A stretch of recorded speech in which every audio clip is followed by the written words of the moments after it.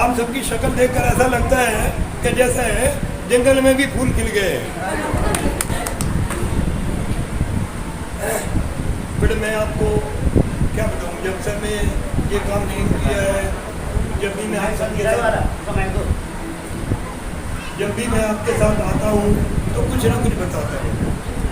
और मेरी एक नेचर है कि मैं राह चलते भी जो है ना, छोटे स्कूल के बच्चे हों या मेरी गली के हों, वो आराम करे ना करे, लेकिन मैं जरूर करता हूँ।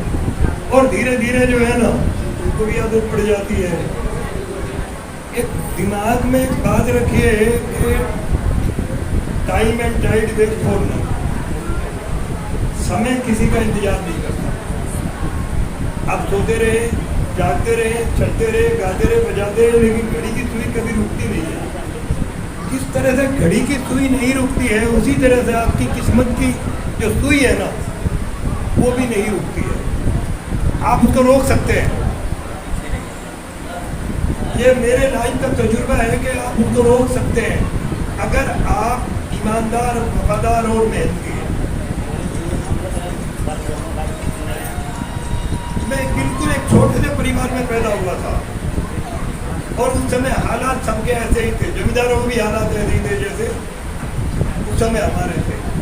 लेकिन हमारे पिताजी ने हमको एक बात सिखाई थी कि ईमानदारी, वफादारी, मेहनत बेटे जिसके पास है वो आदमी जीवन में कभी निष्फल नहीं हो सकता।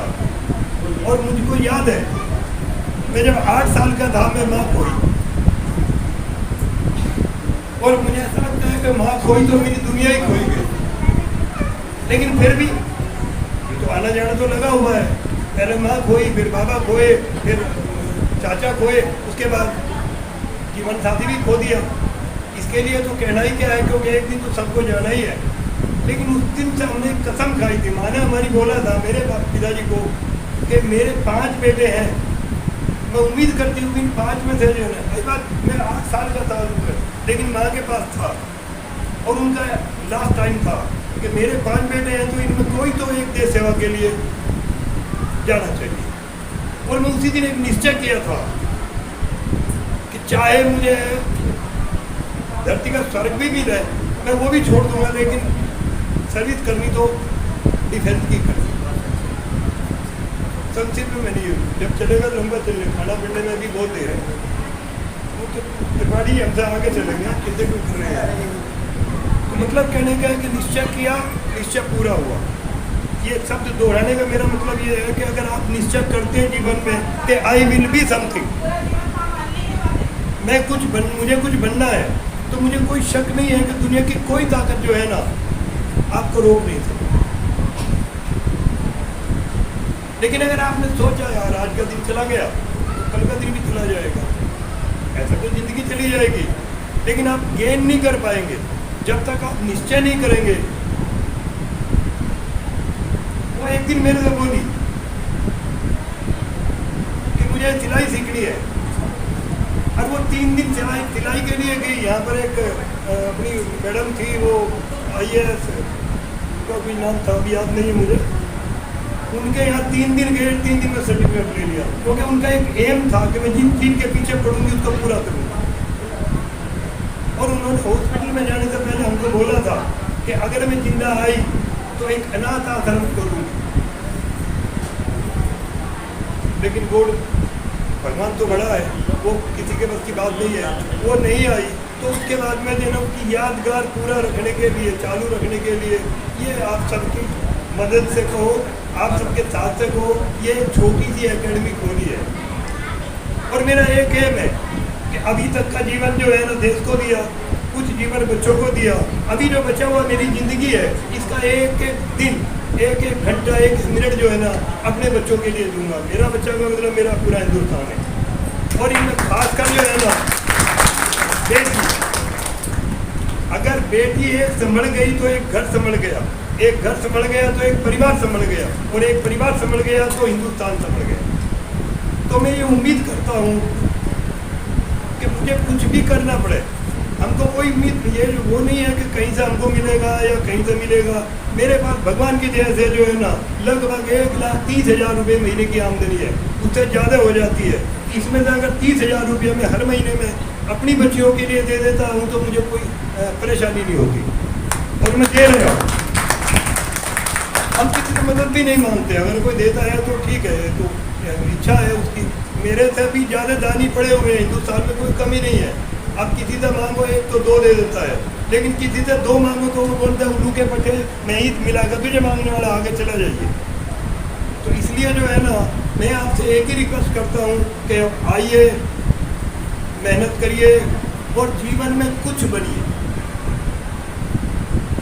मैं चाहता हूँ कि बेटी कभी किसी के मुंह की तरफ ना देखे, बल्कि बेटी के मुंह की तरफ तो जो ना पूरा परिवार देखे कि ये मदद नौकरी करती है या कोई भी काम करती है, ये उधर से कुछ लेकर आएगी तो घर का काम चलेगा। मैं ये चाहता हूँ बेटी कभी ये ना चाहे, उसको कोई ये ना बोले कि ये बोझ सिर पर आ गया है। तो इसलिए मेरी आपसे सबसे अगेन यही रिक्वेस्ट है। और दूसरी बात याद रखिए, मैं पहले हर बार बोलता हूँ, सुबह उठकर early to bed and early to rise make a man healthy and wise. लेकिन मेरे बेटे ने एक बार बहुत पहले, जब वो छोटा था, नरेंद्र जी, उसने ये पोएम मुझे सिखाई थी, लेकिन वो मैं तो याद रख रहा हूँ, लेकिन वो भूल गया। मतलब कहने का है कि आप हर बार बोलते हूँ सुबह 4 बजे उठिए, 4-5 के बीच में नहा लीजिए क्योंकि वो ब्रह्म स्नान होता है। अब 4-5 के बीच, 5-6 के बीच में नहा लीजिए क्योंकि देव स्नान होता है। अब 6-7 के बीच में नहा लीजिए क्योंकि वो मानव स्नान होता है। और उसके बाद में अगर आप नहाते तो राक्षस स्नान होता है। उसका मतलब ये है कि बंदा अगर सुबह जल्दी नहीं उठेगा तो वो सुबह मोशन नहीं करेगा। मोशन का मतलब है कि दिशा में नहीं जाएगा, लेटरिन बाथरूम नहीं करेगा। और अगर वो लेटरिन बाथरूम सुबह नहीं करेगा तो शाम तक उसका जो अंदर जो भेजे में पड़ा हुआ जो गंध है वो पूरा दिन उसका दिमाग खाती रहेगी। वो ना अच्छी तरह बोल पाएगा, ना अच्छी तरह से सुन पाएगा। और सूरज निकलने के बाद जो बंदा उठता है, सूर्य नारायण उसकी बुद्धि बल विद्या, ध्यान से सुनिए, सूर्य निकलने के बाद जो बंदा उठता है वो, और खासकर अगर लेडी उठती है तो समझ लीजिए उस घर का सत्यानाश हो जाएगा कुछ दिन पहले नहीं तो कुछ दिन बाद। वो श्रीमती जी जो है ना, कभी मुझे याद नहीं है कि किसी दिन वो 4 बजे से बाद में उठी हो। उसके बाद मैं भी ऐसा था कि मैं भी 3:45 बजे उठूँगा तो फिर तो उसको उठना ही पड़ेगा, नहीं तो जूता पड़ सकता है। तो इसलिए जो मेरी आप सबसे रिक्वेस्ट है, क्योंकि बेटी घर की मालिकिन होती है, बेटी घर की लक्ष्मी होती है। अगर वो चाहे तो घर को आसमान में टेक दे और वो चाहे तो उसको नरक में डाल दे।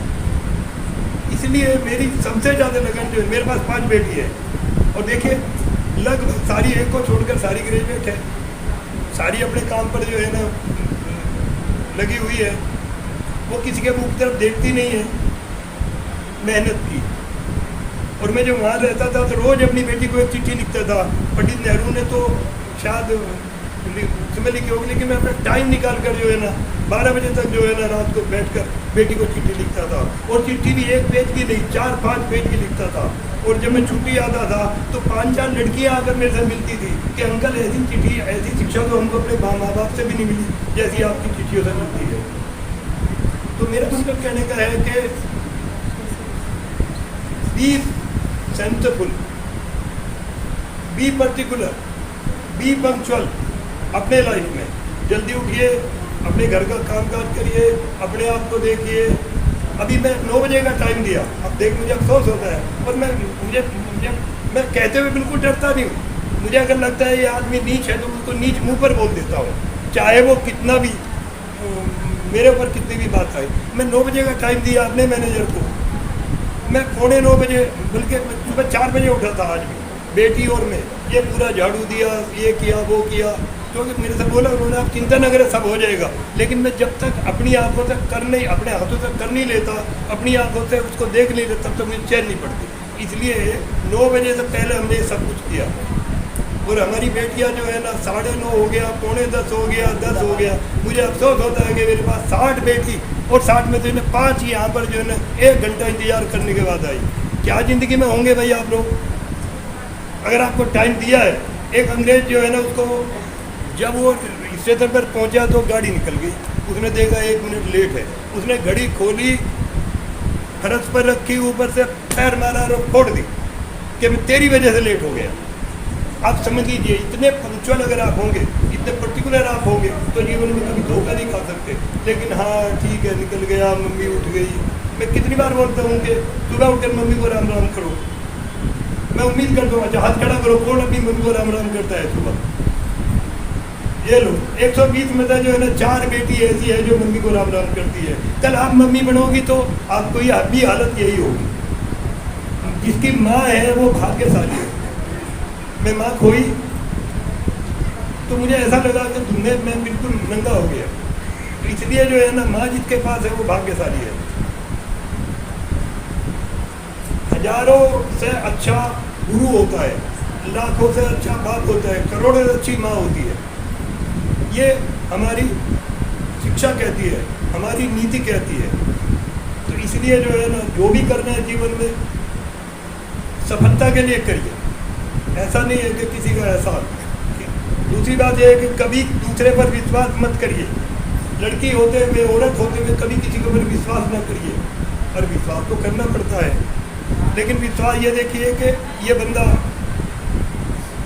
विश्वास लायक है या नहीं है।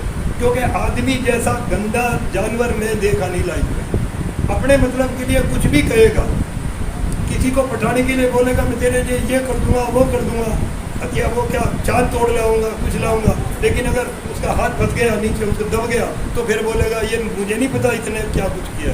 तो इसलिए B particular, be punctual.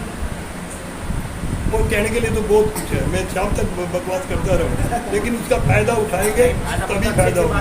Thank you.